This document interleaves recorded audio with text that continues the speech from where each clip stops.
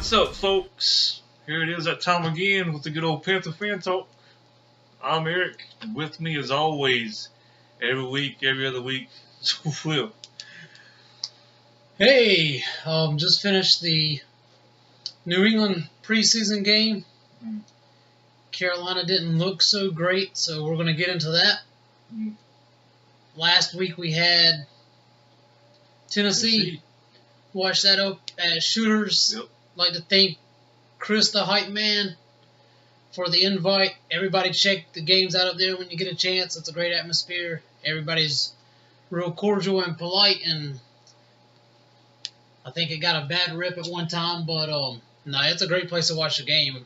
We always enjoy it. Plan to do a couple videos from it there, so shout out to the Hype Man, Wild Man, and the whole crew up there. Yep. So New England came to Carolina, our first home game, albeit a preseason game, and we didn't look so great. No, we didn't look good at all, man. Our defensive line wasn't getting any pressure. Cam didn't look good at all. I don't know, man. But I mean, it was just a bad game. The good news is it was just preseason, so none of this counts. But Cam is notorious for looking poor in the preseason. right. He's done that his entire career. In fact, his rookie season, I'm watching him in preseason like, man, maybe we should go with Derek Anderson or something. You know, of course, he comes out the first two games and sets records, and he's been on a historic streak since. Right. So him struggling in the preseason isn't an alarm for me, but the receiving core showed, again, one of the negative tendencies of our team, and that's drop passes. Mm-hmm. Yeah, your boy, I know your favorite player on the team, Ted Ginn. Oh my gosh. Dude, I'm so done with Ted Ginn. Like, the inconsistency from catching the ball. Mm-hmm. I don't know how many drops he had in this game. Like 20. Somewhere between 4 and 20. 4 and 100, I'd say. But it's not only that.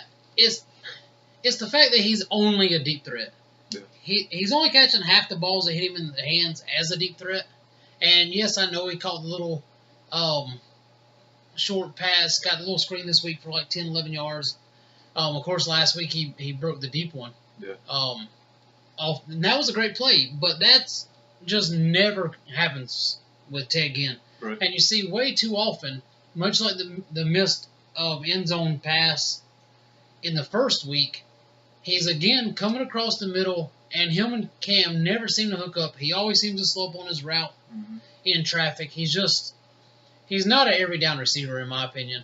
And I hate to bag on the guy after just, a couple preseason games, but it's not just that. It's last year, even though he had 10 touchdowns, like you said many times in the past, he should have had 20. Yep, easily.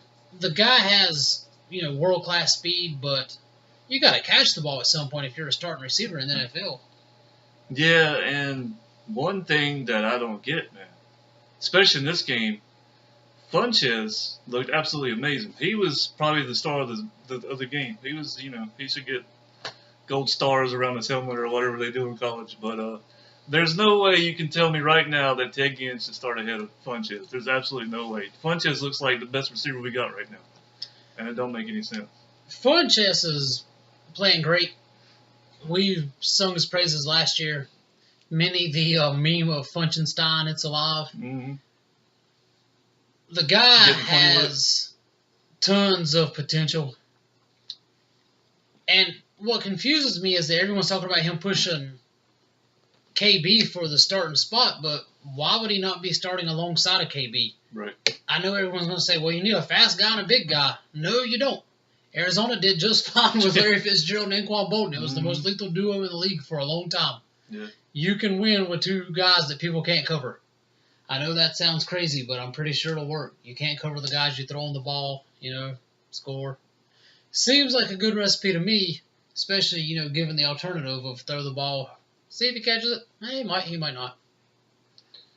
Yeah, also a pretty good receiving core is Evans and Jackson in Tampa Bay. Yeah, exactly. They're the tall guys.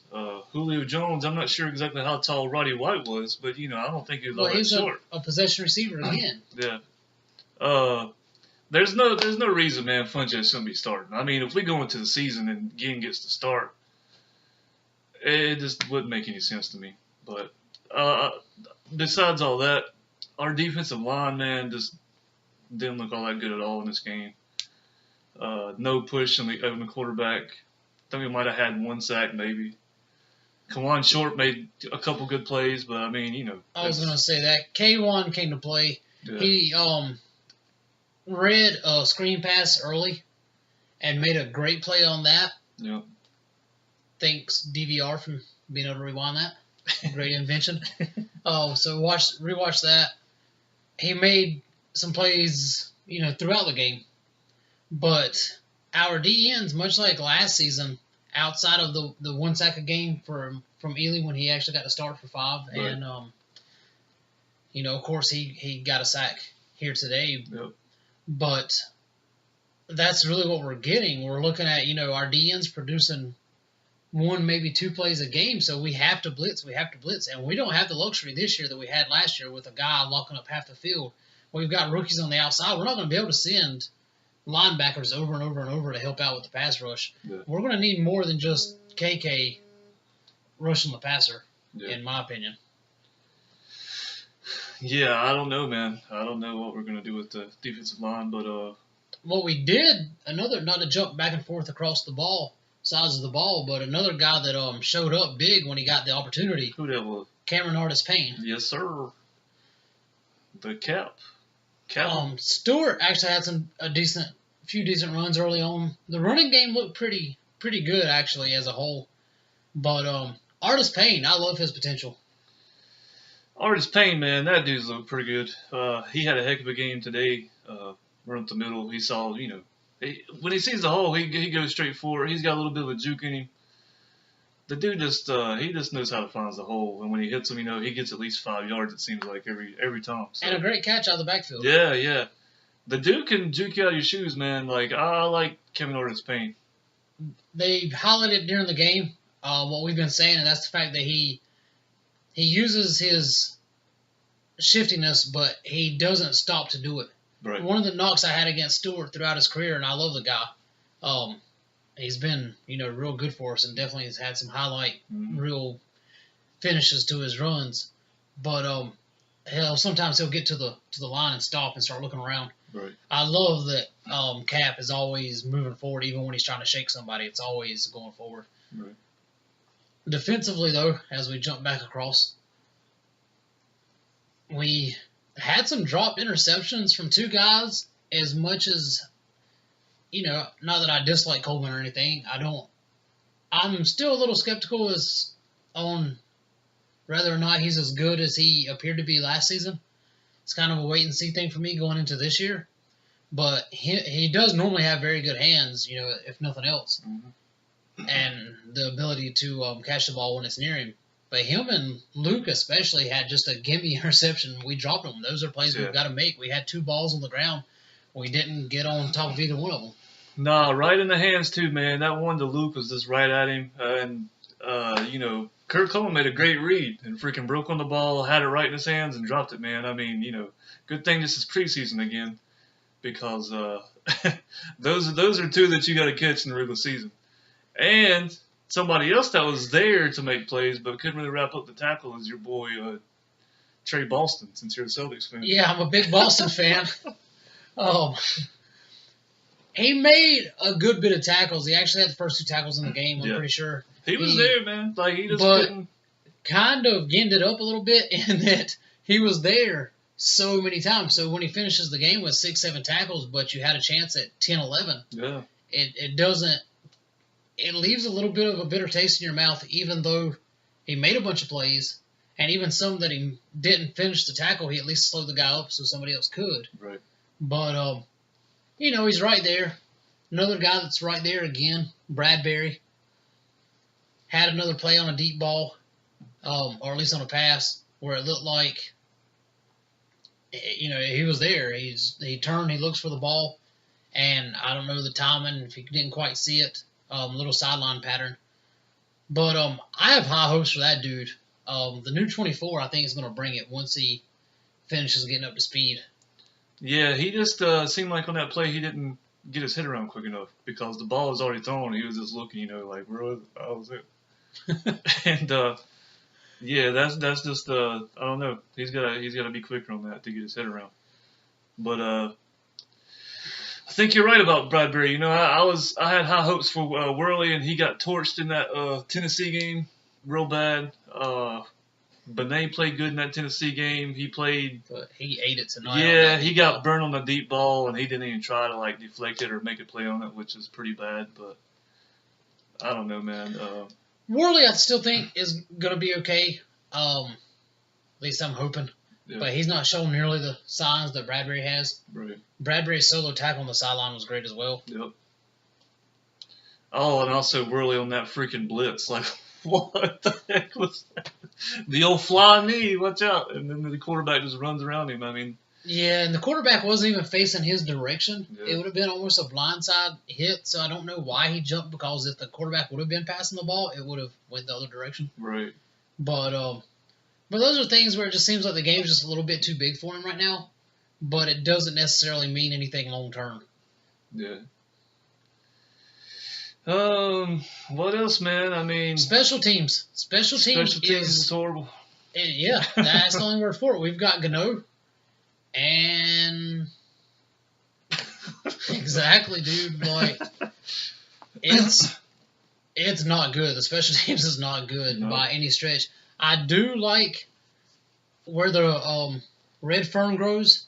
Red fern, son. That dude can punt. Appears to be the leader. I mean, he's no Nortman or Baker or Sauerbrunn or many of the other great punters we've had in the past. But he's definitely a step above what else we've seen this preseason. Yeah, he's looked the best out of the punters so far, though. It's going to be his job, I feel pretty certain. I think we pretty much know our receivers at this point if they keep 6, and that's going to be Burson, Bird, Funchess, KB, Ginn, and Brown. Of course, all the other positions look pretty solid. It looks like Boston's going to get the start at safety with Coleman. Yeah.